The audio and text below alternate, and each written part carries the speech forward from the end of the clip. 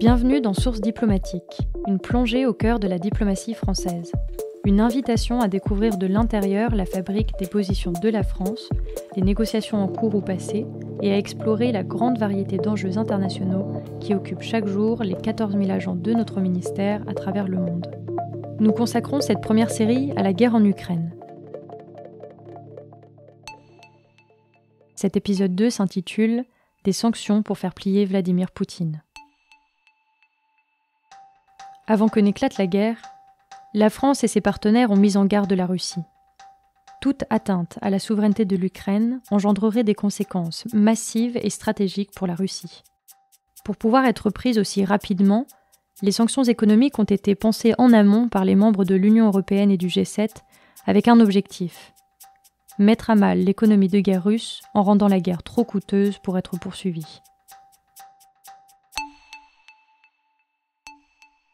Jean-Yves Le Drian, alors ministre de l'Europe et des Affaires étrangères, s'exprime au micro de France Inter le 10 février 2022. Nous sommes 15 jours avant le début de la guerre. Nous avons dit de manière très unie, les Européens, que si d'aventure la Russie touchait à l'intégrité et à la souveraineté de l'Ukraine, les conséquences et les sanctions seraient massives. Il faut le répéter. Nous faisons cela par dissuasion, pour éviter que l'on en arrive à la guerre, tout simplement. Est-ce que nous nous préparons à la guerre ? Je vous repose la question. Sur le plateau de BFM TV, le 19 février 2022, Anne-Claire Legendre, porte-parole du ministère de l'Europe et des Affaires étrangères. Nous sommes 5 jours avant le début de la guerre. Les alliés sont unis sur une position extrêmement claire de fermeté en matière de sanctions. Donc dès lors que le président Poutine, si c'est sa décision, attaquerait ou viendrait violer l'intégrité territoriale de l'Ukraine, tous les alliés prendraient des sanctions absolument massives. Ces sanctions, elles sont pensées et réfléchies pour qu'elles aient un impact sans précédent sur l'économie russe. Dès l'annonce de la reconnaissance de Louhansk et Donetsk le 21 février 2022, l'Union européenne adopte des sanctions économiques sans précédent envers la Russie et marque un virage historique dans la capacité de l'Union à peser de manière collective. Dans cet épisode, vous entendrez des acteurs de premier plan qui sont intervenus dans l'élaboration des sanctions au début de la guerre et encore aujourd'hui. Au Quai d'Orsay et à Bercy, à Paris ou à Bruxelles, ces femmes et ces hommes nous racontent les coulisses de la négociation de ces sanctions. Je me souviens pas précisément de là où j'étais quand les chars russes sont entrés en Ukraine. Damien Cristofari, chef de service des relations extérieures de l'Union européenne au ministère de l'Europe et des Affaires étrangères, nous raconte une réunion qui s'est tenue la veille de la guerre. Mais le souvenir que je garde, c'est celui du Conseil Affaires étrangères extraordinaire du 23 février, dans la salle avec les 27 ministres, et où j'ai donc assisté à la discussion autour de table, et où j'ai constaté justement l'unanimité et l'espèce de vague d'unanimité qui a submergé le Conseil à ce moment-là. Et là, je me suis dit, on rentre dans une nouvelle dimension. Pour construire cette pression sur la Russie, les diplomaties européennes ont recours à une base juridique déjà existante, un régime de sanctions contre la Russie qui date de 2014. Entre le 23 février et la fin du mois de mars, 80% de mon temps a été consacré aux sanctions. C'est un travail très minutieux, très laborieux, parce qu'il faut être très précis, très systématique. C'est un régime qui existe depuis 2014, depuis en réalité l'annexion de la Crimée. La concertation commence très en amont. Les Américains ont commencé à venir nous voir au mois de janvier, peut-être même décembre, de manière officielle. Ils ont envoyé des délégations pour nous dire qu'ils commençaient à regarder eux-mêmes pour adopter de nouvelles sanctions. On était en face d'une situation inédite depuis 1945. C'est-à-dire, sur le sol européen, un État qui viole l'intégrité territoriale d'un autre. Ça a vraiment eu un effet de souffle, d'une certaine manière. Mais les quelques 5-6 États membres qui auraient pu avoir des positions un peu divergentes ont jugé, j'imagine, politiquement que c'était pas possible de faire valoir ces divergences à ce moment précis. Éléonore Perra, chef du bureau criminalité financière et sanctions internationales à la Direction générale du Trésor du ministère de l'économie et des finances. C'est un tournant qui a été préparé, je dirais, parce qu'en fait, on a travaillé sur ces sanctions plusieurs semaines, plusieurs mois à l'avance avec nos partenaires européens, mais aussi nos partenaires du G7, les États-Unis, le Royaume-Uni en particulier, pour essayer de calibrer au mieux, voir où étaient les points de tension, les points d'impact, les différents effets, et pour pouvoir évidemment être prêt le moment venu, même si personne n'avait évidemment anticipé l'impact et l'effet aussi important qu'aurait cette guerre. Mais alors, comment élabore-t-on de telles sanctions ? Hélène d'Antoine est directrice de la diplomatie économique au ministère de l'Europe et des Affaires étrangères.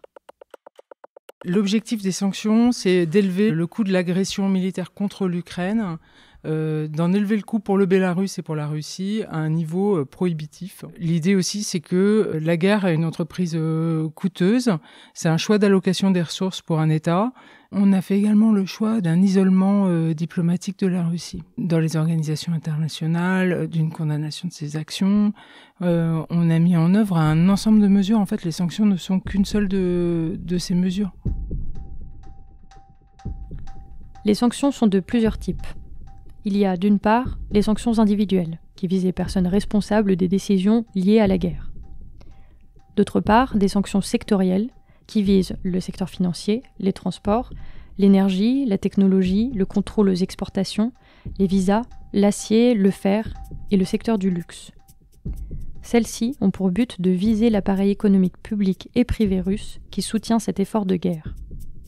Ces sanctions frappent la Russie, mais également la Biélorussie, comme co-belligérant de cette guerre. Éléonore Perra, chef du bureau criminalité financière et sanctions internationales à la Direction générale du Trésor. Sur le premier axe de sanctions financières, je dirais que c'est là où on a atteint une ampleur sans précédent. L'idée, c'était vraiment de cibler la capacité de l'État russe à se financer à l'international, mais aussi à financer évidemment domestiquement son effort de guerre, pour pouvoir vraiment l'entraver dans sa capacité à se projeter militairement et à continuer son agression en Ukraine, avec un premier volet de sanctions extrêmement fort sur la Banque centrale de Russie. Les médias illustrent les conséquences les plus visibles de ces sanctions, notamment sur les gels des biens des oligarques russes.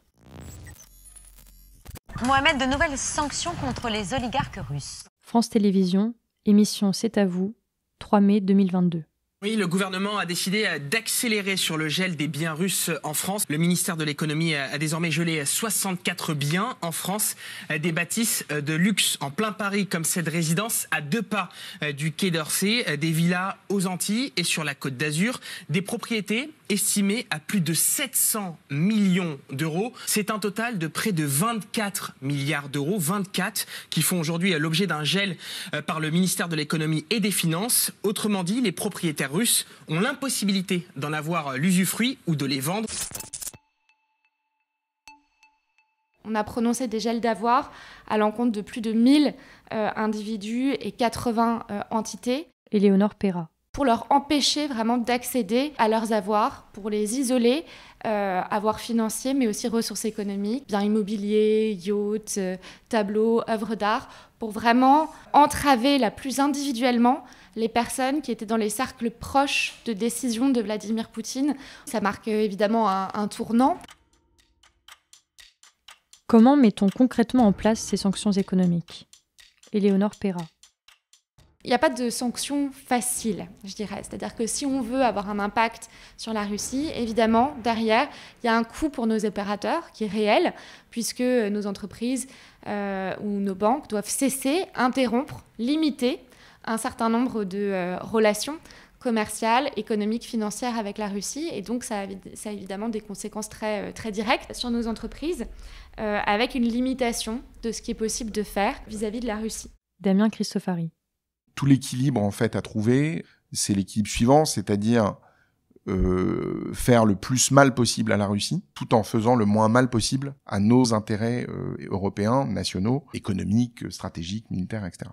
Donc, en fait, c'est ce chemin-là qui est un chemin très étroit. Plus on augmente le dispositif, plus on renforce le dispositif, plus ce chemin se devient de plus en plus étroit. Parce que, bon, si on prend l'exemple de l'énergie, que ce soit le charbon, le pétrole ou le gaz, on voit bien que si on veut que nos sanctions aient un impact sur la Russie, malheureusement, il faut que nous aussi, il y a un impact qui tombera sur nous et que nous devrons assumer. Voilà, cette limite, elle est là, mais elle n'est pas fixée a priori, et elle est le fruit de négociations. Et elle est aussi le fruit de ce qui se passe sur le terrain. C'est-à-dire que c'est le plus gros dispositif qui ait jamais été adopté par l'Union européenne contre un État tiers. Et on arrive aujourd'hui, on a eu tout un train de mesures où le coût pour nous était assez marginal. Et là, maintenant, évidemment, plus on avance et plus ce coût pour nous devient important. Et donc, c'est évidemment là que ça devient de plus en plus compliqué et que l'unanimisme et l'unanimité dont je vous ai parlé au début devient de plus en plus difficile. Puisque, évidemment, quand vous dépendez à 90% de l'énergie russe pour vous chauffer dans votre mix énergétique, l'impact est, c'est quand même un impact majeur et qu'on ne peut pas ignorer. Le 7-9 sur France Inter. Et c'est géopolitique. Bonjour Pierre Aski. Les éditorialistes ne manquent pas de souligner le défi qui s'impose à la diplomatie. Pierre Aski, France Inter. L'Union européenne a fait preuve depuis le début d'une cohésion et d'une réactivité qui a surpris les États membres eux-mêmes. Mais après les batteries de sanctions déjà adoptées, on est dans le dur, expliquent les diplomates. Emmanuel Macron a apporté le soutien de la France à l'arrêt des achats de pétrole et de charbon à la Russie. Ce travail d'élaboration des sanctions se fait à plusieurs niveaux. Au niveau des États, avec des échanges entre partenaires européens, comme nous l'avons vu, et en amont à un niveau national et interministériel. Damien Cristofari revient sur cette mécanique. C'est un travail qui a plusieurs particularités. La première, c'est que c'est un travail interministériel. Quand vous évaluez la faisabilité de lister telle ou telle personne, telle ou telle entreprise ou tel secteur, vous avez une expertise qui est une expertise économique, qui est faite en partie par la direction des affaires économiques chez nous, par le ministère de l'économie et des finances. Donc déjà, vous avez de l'interministériel à ce niveau-là. Donc ça veut dire des réunions, des échanges, des discussions, une analyse des cas par chacun des services concernés. Vous pouvez aussi avoir le ministère de l'écologie, par exemple. Enfin, vous avez plusieurs ministères peuvent être impliqués, et ensuite, chacun donne sa position, et vous avez un arbitrage interministériel qui est fait. C'est au Quai d'Orsay que les différents ministères concernés se réunissent tous les jours autour du directeur de cabinet du ministère de l'Europe et des Affaires étrangères. Plusieurs choses. D'abord, c'est de finaliser un paquet de sanctions qui tournent autour du pétrole, de VTB Alpha Bank et d'un certain nombre d'oligarques hors métaux spécifiques. Et ça, qu'on arrive à le faire rapidement, de façon à avoir une vraie concertation. C'est là qu'on retombe sur le Weimar avec les Polonais et les Allemands, et aussi avec les Italiens, de façon à avoir l'ensemble du paquet prêt, coordonné entre nous, pour déclenchement en cas d'escalade spécifique. Les sanctions sont réévaluées au fur et à mesure de l'évolution de la situation. Pour rendre la poursuite de la guerre de plus en plus coûteuse, l'Union européenne intensifie ses paquets de sanctions. Mais comment mesurer l'efficacité des sanctions ? Quelles sont les conséquences des décisions prises à l'unanimité ? Hélène d'Antoine, directrice de la diplomatie économique au ministère, nous répond. Les conséquences de ces sanctions sur l'économie russe, elles ont été importantes. D'abord, elles ont conduit à un effondrement du rouble, dans un premier temps, avant qu'il remonte, du fait de mesures prises par les Russes. Ça a conduit également à des sorties de capitaux. Ça a conduit à modifier la perception des investisseurs dans les perspectives offertes par la Russie. Et donc, ça a amené plusieurs entreprises à quitter la Russie ou à faire le choix de quitter la Russie. Pas toujours d'ailleurs du fait des sanctions, mais en conséquence, en fait, finalement, d'un ensemble de mesures frappant la Russie. Parce que la sanction, elle est stigmatisante aussi. Et donc, à son effet direct se rajoute la question de l'acceptabilité pour des entreprises aux yeux de toutes leurs parties prenantes, leurs salariés, leurs employés, leurs clients, leurs fournisseurs. Donc les Russes ont été contraints de mettre en place notamment des ensembles de mesures de soutien budgétaire et de soutien à leur économie, alors même que la guerre leur coûte beaucoup. Le recul du PIB russe qu'on anticipe est de l'ordre de entre moins 8,5% et moins 17% en 2022. C'est un choc exogène très très important qui intervient après un premier choc qui était celui du Covid.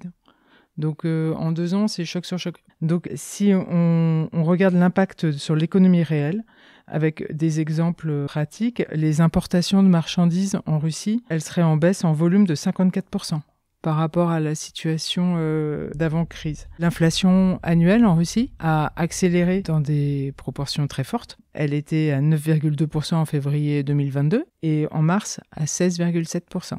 L'impact de ces sanctions fait aussi l'objet de la guerre informationnelle russe, qui tente tout à la fois de minimiser l'impact de ces mesures vis-à-vis de sa propre population et à l'inverse de faire croire que ces sanctions sont à l'origine de perturbations économiques majeures. Hélène d'Antoine rappelle un point capital. C'est le coût de la guerre elle-même qui pèse aujourd'hui sur l'économie mondiale.